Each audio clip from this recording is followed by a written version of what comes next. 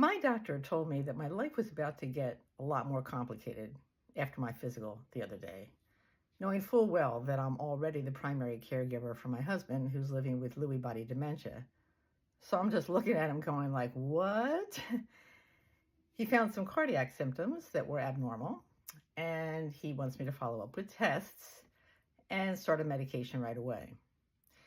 And I spent a couple of days in fear, because that is one of our greatest fears, right? As caregivers, that something's going to happen to us and we won't be able to take care of our loved one.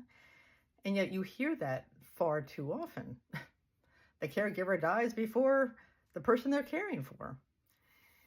But after quite a bit of prayer, I've decided to take this as a wake-up call. I've been talking about self-care. In fact, I declared September self-care month. And yet, I need to go even deeper and trust that I can learn to take care of myself in a way that is going to heal me, even as I'm taking care of my husband. Now, I know there are some family members and some followers that think I should put my husband in a facility. I'm not ready for that. I really, really appreciate you caring about my self-care. But I'm not ready for that. I am, though, going to go ahead with something that seems kind of counterintuitive, which is to offer a self-care experience that I want you to join me with.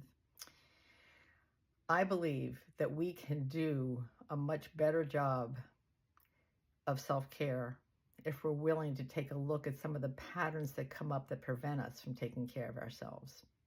I believe there are many, many, many more moments in a day when we can put the oxygen mask on ourselves first, and that we can actually do more than just survive as caregivers. And I'm going to prove it. I feel like it's a calling, not just, that's all I can say. It's a calling that's come to me. And now my body is saying, yes, you have to do this. So I'm looking for a small test group of people to do this with me. I don't have it all mapped out. I have a lot of self-care practices that I already use. I'm going to use them more consistently, but I really want to share it with others because that's where I believe we get the true power.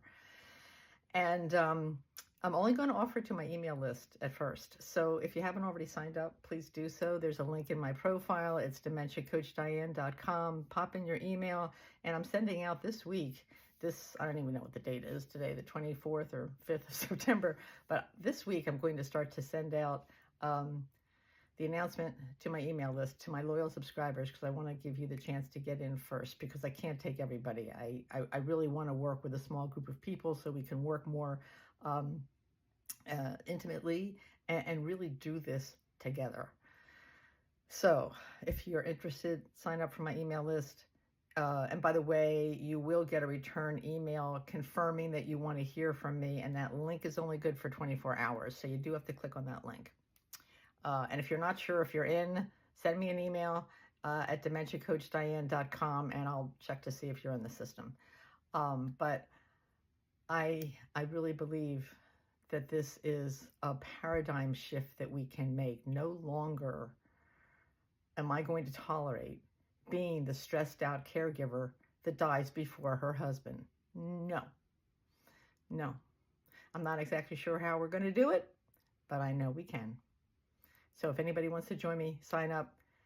Let's get going. We can do this together. All right?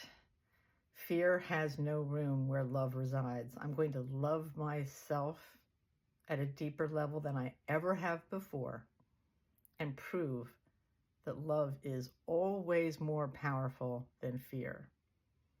My heart knows that.